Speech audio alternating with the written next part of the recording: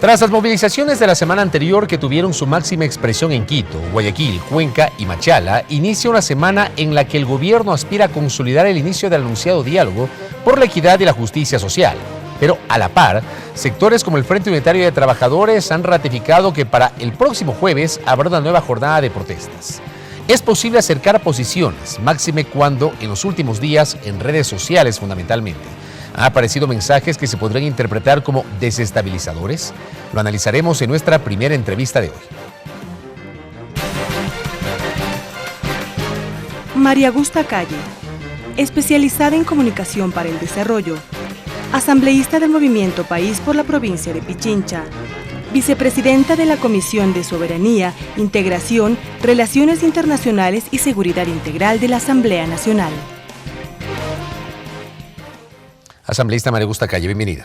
Muchas gracias, buenas tardes. El último fin de semana circularon en redes sociales algunos elementos que podrían ser considerados desestabilizadores, ya no solo circunscritos, por ejemplo, a mensajes alertando que supuestamente después de la visita del Papa Francisco se van a congelar los depósitos en los bancos y se van a transformar en dinero electrónico, algo que la semana anterior desmintió, por ejemplo, el ministro coordinador de Política Económica, Patricio Rivera. Un ejemplo, un video muy bien producido, casi alentando para que la policía deje su rol de resguardar la seguridad interna del país, dejen los uniformes y se sumen a las protestas contra el gobierno. ¿Qué lectura le da usted al respecto? Bueno, yo creo que esto hay que leerle un contexto amplio, un contexto latinoamericano. Esta estrategia que están utilizando la oposición, las oposiciones ecuatorianas, porque no han llegado a unirse, ¿no es cierto? Son técnicas, tácticas ya utilizadas, por ejemplo, en Venezuela, exactamente lo mismo. El invocar a la Policía Nacional para que deje de lado la razón de ser de su institución es un acto de extrema irresponsabilidad y pretende no solo desestabilizar, sino regar de sangre el país, porque los opositores saben que en realidad ellos tienen, por ejemplo, aquí en la ciudad de Quito, tienen un nicho importante de población, que ha sido un nicho que se ha mantenido desde inicios del gobierno. Siempre hemos tenido un 30% más o menos de votación dura en contra del gobierno, que este rato se han posicionado y se han empezado a expresar de forma organizada en las calles. Pero ellos saben también que del otro lado hay una población que tiene que trabajar, una población de sectores populares, de clase media emergente en muchos casos, de sectores populares que gracias a las políticas del gobierno de la Revolución Ciudadana han alcanzado mejores niveles de vida, sus hijos están estudiando, han podido acceder a una vivienda propia, a trabajo estable, que sus emprendimientos que eran de vendedores ambulantes de este rato tienen una respuesta mucho más organizada, ¿no es cierto?, apoyo del Estado, que sus productos están ya en las perchas de los mercados ecuatorianos, de los supermercados, entonces han mejorado su calidad de vida. Una población que está expectante, pero que no está ausente. Y que lo que enfrentar estos dos grupos de población puede ser algo muy serio. Y incluirle en este enfrentamiento a la Policía Nacional es algo de extrema irresponsabilidad. Pero junto con esta estrategia de tratar de voltearle a la Policía Nacional hacia el caos, porque lo que están pretendiendo es el caos. Yo siempre me digo, y perdonen aquí el paréntesis, y si le votan al presidente Correa, ¿qué? ¿Qué pasa? ¿Sí? O sea, no tienen un después, no lo están haciendo solamente así en función del caos, un caos organizado. También se están sosteniendo con otro tipo de estrategias, o sea, ya hace un tiempo el asambleísta Andrés Páez difundió una falsedad cuando dijo que iba a haber feriado bancario, por ejemplo. Ahora están con otro tipo de de mensajes, ¿no?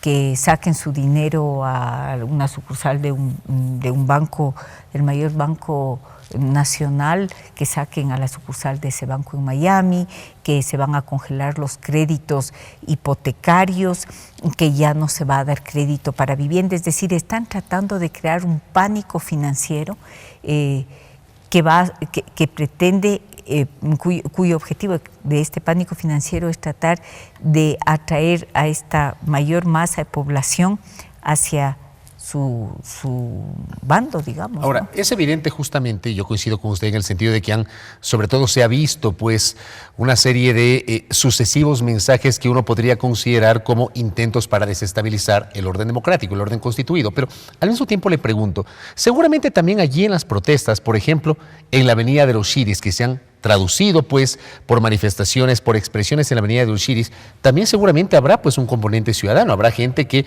no comulga con la tesis del gobierno o que habiendo comulgado con esa tesis en sus orígenes, cree que el gobierno, el presidente Correa, Alianza País deben generar un cambio, tal vez en el discurso, también en la praxis. ¿Han hecho ustedes a lo interno una valoración en ese sentido? A ver, la primera cosa que yo creo es que todas las expresiones son ciudadanas. O sea, no se les puede quitar el derecho de ciudadanía a personas que están en contra del gobierno. No, eso, ¿no? Todos son ciudadanos con diferentes posiciones políticas, diferentes posiciones ante la vida, diferentes posiciones ideológicas. Eso es así. Yo no voy a invalidar el hecho de que haya gente que esté en contra del gobierno y salga. Eso es la democracia. Usted no deslegitima esas expresiones. Para nada, no. Tienen todo el derecho. Yo creo que la posibilidad de expresarse de una u otra manera está siempre abierta, siempre y cuando no sea violenta. Y le digo por qué siempre y cuando no sea violenta. Porque usted sabe cuándo usted puede generar un primer muerto, pero no sabe cuándo termina el último. Y eso es una gran irresponsabilidad con el país, porque yo le digo, yo no logro entender, por ejemplo, las movilizaciones dirigidas por el señor Lasso, dirigente de Creo, cuyo asambleísta Andrés Páez de Creo sale con su gente gritando fuera Correa, fuera, mientras su jefe, el señor Lasso, está diciendo que él quiere que el presidente Correa termine el 2017.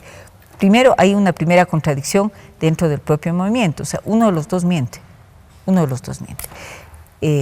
Pero la otra cosa, yo ahí creo que hay un plan A y un plan B, ¿no? O sea, si logramos sacarle ahora, bien, y si no esperar al 2017. Esperamos al 17. O sea, no pasen las elecciones. Claro, es plan A y plan B. Pero la otra cosa es que pensar, tener 2 años de desgaste del presidente Correa para llegar a las elecciones con presidente Correa o con Movimiento País disminuido, es una enorme irresponsabilidad. Inclusive para ellos, si es que piensan que podrían ganar las elecciones, porque tener 2 años de destrozarle a un país, de romper la institucionalidad, de crear el caos, de evitar la inversión, de caotizar el país, eso tiene costos enormes. Y en contrapartida, ¿cuál debería ser la estrategia del presidente, del gobierno, de Alianza País? A ver, nosotros, yo no digo debería, nosotros hemos dicho de manera muy franca y transparente que invitamos a sentarnos en una mesa de diálogo, en diferentes mesas de diálogo, en hablar y en ver qué es lo mejor que se puede hacer en este momento en el país. A propósito de las 2 leyes que fueron absolutamente desinformadas, creo que también con un error nuestro, mal comunicadas, que no pensamos que que las mentiras podían ser tan eficaces. Y nos descuidamos de esa en un inicio cuando empezaron a malinformar sobre las leyes. Después ya fue demasiado tarde y la población estaba mal informada. Eso fue un error nuestro. ¿Sí? Nos dormimos, en política hay que dormir con un ojo abierto siempre. Y no lo hicimos con estas leyes, ¿no es cierto? Pero frente a eso hemos dicho, listo, sentémonos a dialogar, abramos mesas de diálogo con los diferentes sectores, con la población. Mesa de diálogo, no, pues oyéndole al alcalde Rodas que viene a decirle, conmino a que usted, como que él fuera el presidente del mundo, no, usted tiene que rectificar porque me da la gana. No. Pero no es válido dialogar con el alcalde Rodas, por ejemplo. Totalmente válido. Pero cuando uno se sienta a dialogar, y aquí le digo al alcalde Rodas de la manera más fraterna, él es el alcalde de Quito, él tiene que tener señorío. ¿sí? Le invito a que nos sentemos a dialogar y que veamos qué es lo que quiere que se cambie alcalde. Que el presidente empiece a utilizar su lenguaje de los shiris. ¿Eso quiere? ¿O en qué está el cambio? Yo estoy seguro que él me va a decir, no, que cambiemos las formas. Pues sentémonos de dialogar, cambiando también las formas. ¿Qué pasa con el FUD? ¿Qué pasa con la CONAIE? ¿Qué pasa con la FESE? Pero yo creo que con la CONAIE nunca debía estar lejos de nosotros, ¿sí? Porque la CONAIE ha sido una organización que viene representando a los sectores más excluidos de este país, que son la razón de ser de la Revolución Ciudadana. Y yo digo este rato de forma absolutamente franca, el instante que la CONAIE quiera sentarse a dialogar, aquí estamos, pero si es con ellos a los que estamos, con ellos con los que queremos dialogar, con la CONAIE, con la FES, con todas las organizaciones, pero también con la población. También en los barrios, también con los artistas, también con los deportistas. Necesitamos revisar cómo va la política cultural en el país, necesitamos revisar cómo va la política deportiva en el país, necesitamos revisar cómo va la política de soberanía alimentaria en el país. Aquí en el Ecuador hay una organización de 15.000 familias agroecologistas que han estado muy cercanas a la Revolución Ciudadana y que este rato no están en la oposición, pero están alejadas. Yo quisiera hacer una mesa de diálogo con ellos, una mesa de diálogo con resultados concretos, ¿sí? De sentarnos, de ver qué cosas se podrían hacer para mejorar la política en el ámbito de la soberanía alimentaria y presentarle eso y entregarle desde esa mesa al presidente de la República. Presidente, esto es lo que pensamos nosotros.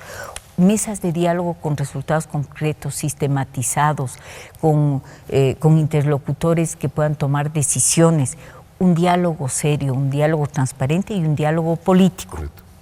Asambleísta, gracias por el tiempo. A Muy usted. clara su posición. Muchas gracias. María Augusta Calle, asambleísta de Alianza País, y su visión respecto de los hechos que ahora mismo forman parte de la coyuntura política y esta intención del gobierno de generar un llamado al diálogo por la equidad y la justicia social.